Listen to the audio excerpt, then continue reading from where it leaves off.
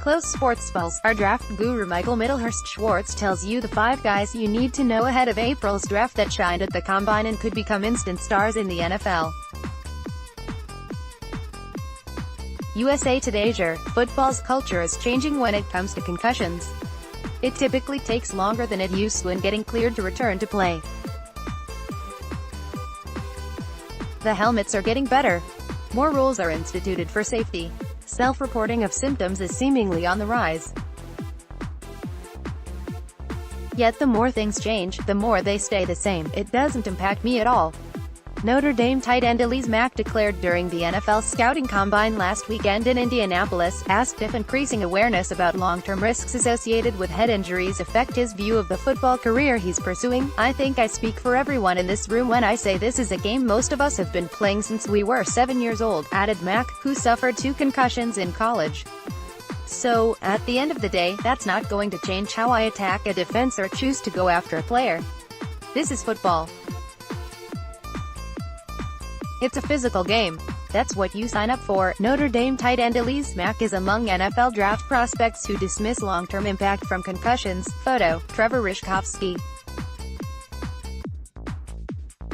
USA Today Sport, NFL Mock Draft 2019, Kyler Murray. Other prospects moving up after Combine Draft Diary. North Dakota State QB Easton Stick takes on Combine before White House visit. "Have no fear. Never mind that, with horror stories involving chronic traumatic encephalopathy (CTE) found in deceased ex-players, institutional changes related to protocols and the billion-dollar settlement of a class-action lawsuit by former players that took effect in 2017 after years of denial by the NFL that there was a link between football and long-term brain issues, you might think there should be a warning label when signing up to play football. Yet as we've come to the point where players in the latest crop of prospects for the NFL draft have grown up in an age of enlightenment, playing under concussion protocols since they first took up the sport, it isn't hard to find bravado from players dismissing serious concerns about long-term health. "Any extra precaution? No, not at all," said receiver Miles Boykin, one of Mack's college teammates. "This is the wrong game to play if you're afraid. I'm not suggesting players shouldn't pursue football as a dream career. While it's tough to quantify, anecdotally there could be many who played the sport without any long-term issues from head trauma.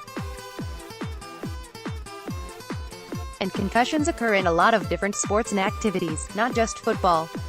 Still, as roughly 300 players assembled in Indianapolis for the annual event that evaluates and essentially processes a new crop for entry into the NFL, I was curious to seek a sense of how concussion awareness resonates with a new generation.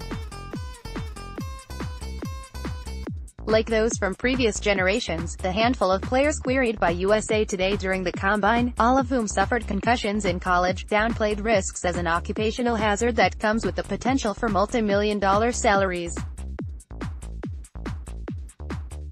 "Thank you. You're almost signed up for sports. Keep an eye out for an email to confirm your newsletter registration."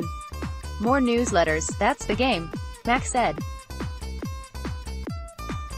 "A head injury can happen at any moment, not just from football. You know that's a risk. An ankle injury, a head injury, all types of things are risks. But at the end of the day, this is football." Boykin, MVP of the Citrus Bowl, has a deeper perspective than most. His older brother, George, was forced to quit playing football after he suffered a brain contusion while playing the sport during his sophomore year in high school. "That's a real thing," said Boykin. "He understood the risk he took when he was playing. It's awful when it happens, but you understand." Boykin said his brother, 24, has thrived without football. George Boykin is a commercial pilot and currently pursuing a master's degree.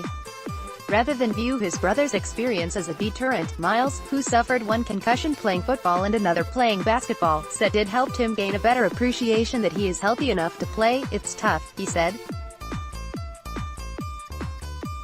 "We put ourselves in harm's way. I understand that. We sign up to play this sport. But without this sport, I wouldn't be standing in front of you. I wouldn't have gone to Notre Dame without that sport.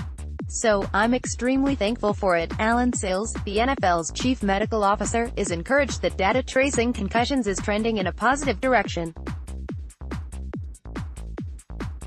214 concussions league-wide during in 2018, including regular season and preseason games, plus practices during the off-season, training camp and through the season, were the lowest since 2014. While Sills acknowledges year-to-year that is more relevant as part of longer-term patterns, he believes the NFL's proactive safety efforts, in conjunction with the NFL Players Association (NFLPA), are paying dividends.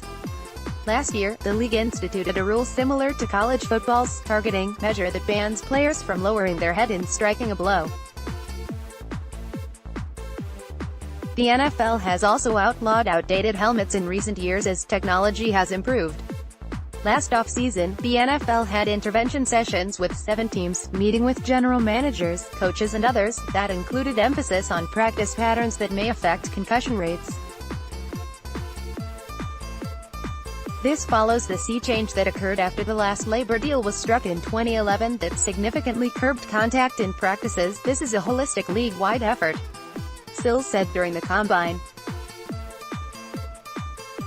Everybody is part of the solution with this issue. Sills touts the work of engineers who have driven data that reflects various patterns, and he is bullish on educational efforts, bolstered by the NFLPA, that have fueled a cultural shift that he maintains has resulted in more players self-reporting symptoms. Most of our players have grown up with the concussion protocol, like their entire football career, and in college they've been a part of a concussion protocol, Sills said.